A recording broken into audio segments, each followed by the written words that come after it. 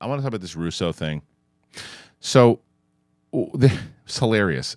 I talked about this after Star Wars Celebration because I just don't understand how if you're gonna try to be straightforward with the fans, be straightforward with the fans. Don't lie to the fans. And this has happened continuously, and it happened in at the end of Star Wars Celebration.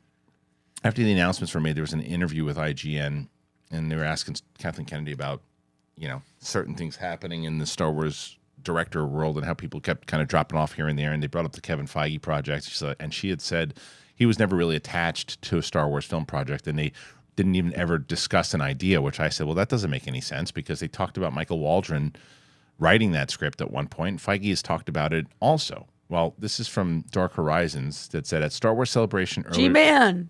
Yeah, that's right. The G-Man. Is it the G-Man? It's got to be the G-Man, right? Yeah. Got to be the G-Man. Hilarious Come on. if it wasn't. Yeah, there he is. G-Man. of course it is.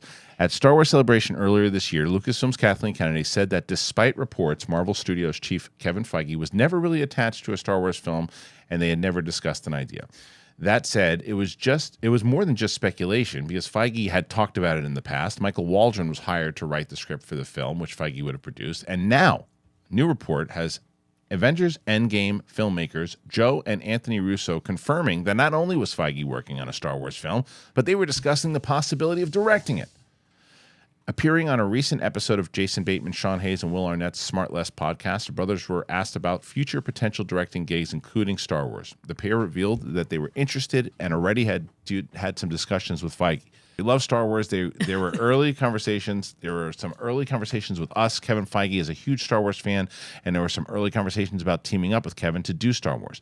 At this point, Feige's too busy to be doing Star Wars, and while it is not clear how long it was in development, the film seems to be scrapped. The next 3 Star Wars films have already locked in directors. Sharmeen Obaid-Chinoy, Dave Filoni, James Mangold. They're all set to direct new Star Wars films, and they're all stories set across different time periods. Taika Waititi's film also seems to have new steam, with reports indicating it could film as early as next year. All right, Roxy, so you hear all this. What's the first thing you think of? I don't think I feel as definitive about this as you do. For me, like, okay, I'm not in the room, so benefit of the doubt wise, and I know people really don't like her in this world anymore, and I am not a diehard I love Star Wars, but I don't. Doesn't matter to you either way. Yeah. Right. I feel like when somebody says, we were never doing that, to me, like, we talk about all different projects that we've never done. Yeah. And it's like sometimes we talk about it for 2 minutes, sometimes you talk about it for hours, sometimes you talk about it for days, sometimes it's months. Like, possibly it was not as realized, but it does seem like more people were attached. Maybe she just doesn't want to fuck with the fans anymore and wants good cred. I don't really know. I think it's a lot of different things where it comes to what do we do next? We announced this. We were still working at Collider when they announced that. That's how long ago that thing was put out there. And it was put out there. It was definitely a thing. They had people talking about it. Apparently the Russos are talking about it as well too. My biggest gripe is not that it didn't happen. That seems to happen all the damn time now. My gripe is like, it went a couple different directions and it just never got off the ground. So, and at one point, we were talking to the Russo Brothers about it, trying to get it off the ground. It just never came to be. So, and if she says that, you go, oh, that sucks. But at least she said it. It's supposed I get where you're coming from. Never totally. A thing. Yeah. So, and it just goes into it's a day. So it goes back to the whole point of, it just doesn't seem genuine because then you had all this stuff that was going on. You hear all the reports with Lindelof. I just talked about it in depth on Jedi Council. I'm in Sith. Thank you. Yeah. Wow. This is all right. right. You want to just start it all over? We should. It should the whole show from the beginning. I couldn't have fit on the bench, Kristian. I know. Hey, this is going to be like the Rose and the piece of the Titanic thing. Could Roxy have fit on the stool? That's what we're going to figure out. Reenact. Yeah. But there was all this stuff with Lindelof about what potentially happened, about where his movie was set. It was supposed to be set like apparently 60 years into the future with a Helen Mirren. That's who he wanted for older Rey. Then there was reports that Obaid Chinoy and him did not get along. So it's just another one of these things that kind of just happen inside of the Lucasfilm walls, and it's like, I don't know. I'm not sure.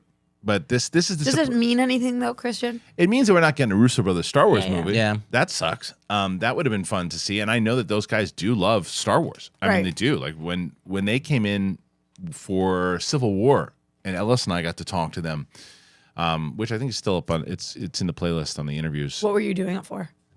I think we actually did one for Schmoes, and we did one for Collider, and I think because John Schnepp had interviewed them as well, but we had them for, they let us, they kind of doubled up and we put them on the Schmo show. But that one's cool. Yeah, that one's on the, if you go to the interviews playlist on this channel, I'm pretty sure that's still there. But we talked to them a bit afterwards, and we were actually going to have them come on Jedi Council because they're such massive Star Wars fans. Like they're really big Star Wars fans. So to get them involved, but like I think what it really, the significance of it is, I understand if Feige's not available because of how much, even let's say this thing was announced in 2018 or 2019 or whatever it was.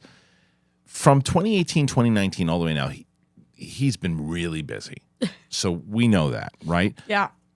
But if you're going to announce that, I'm just saying, or if you're going to, if it's going to get out there and you're going to confirm it, that's a thing, because they all confirmed that it was a thing. That's the part one, she's not telling the truth, because Feige confirmed it, Waldron confirmed it. Everybody confirmed it. If you're going to even be in those conversations at all, you make that happen.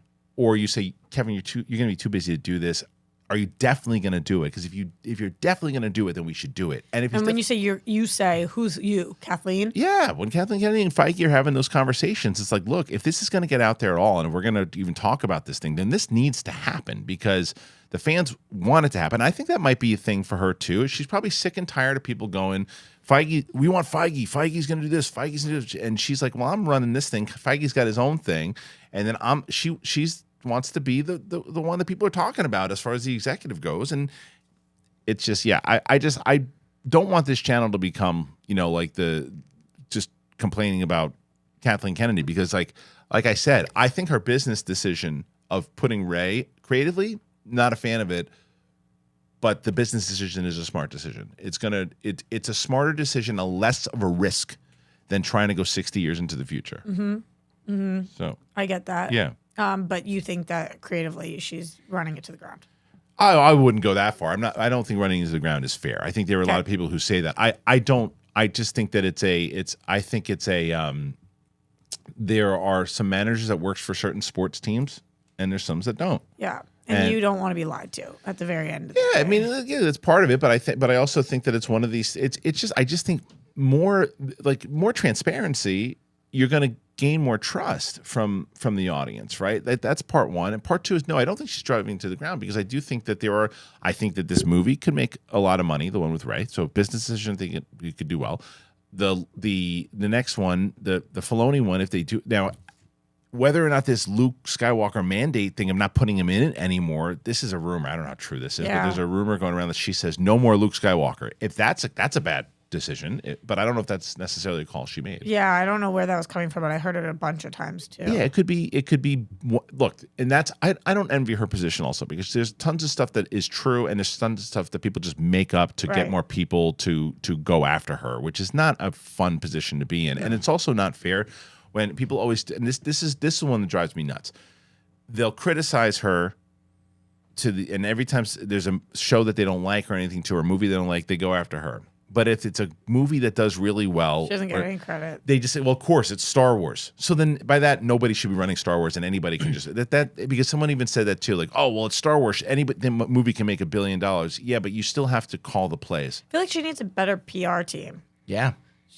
Like whoever's her publicist, I feel like is not doing a good job putting out the good word about her. Like, because kind of what you just said, transparency or whatever, like that takes coaching sometimes. Right. And I know that sounds ironic that transparency takes coaching, but like explaining like this is what makes somebody more liked or whatever. That is a fantastic point that has not been brought up enough, because she comes off corporate. Yeah. And the Star Wars fans don't want a corporate thing. It's like maybe there's someone who can coach her through it, be a little bit more personable, to where it's like, and say this is the kind of thing you should be saying when asked Yeah, these questions. right. It's like, here's what you can walk up to this line. and don't get defensive over it Yeah. because it's gets happy. And I wonder if she's paying attention to the comments, because here's what I said, and I stand by this. This is why I respect in her approach, because she doesn't care about what the hell we're talking about. She doesn't care if I think that creatively, like, she knows what the hell she's doing. She doesn't care. But maybe if she cared 5% more, she could tackle it. If she cared about the audience, like, really, like, getting behind her creatively, then yeah. But I don't think she does, and I don't think she needs to. I think her number one priority right now is put $1 billion in that Disney bank account, and she's going to do it. And because that's how good she is as a producer. And I don't care, she's not a good producer because anybody can do a Star Wars. Bullshit. She's going to do it. She's going to find a way to make. I do not blame her. The only one that did not make money is Solo. And I do not blame her for that at all. I blame Bob Iger. And I love Bob Iger. That's all Bob Iger's fault. Yeah, I liked Solo, actually. But I know it didn't that's do not well. the point. It made $400 million, and that's a Star Wars movie. And it's like, and that's because it came out a month after Infinity War, and it came out like 4 months after Last Jedi. It was they put her in a very difficult position, and she did the best she could there. Every other movie she made $1 billion, so she'll do it again.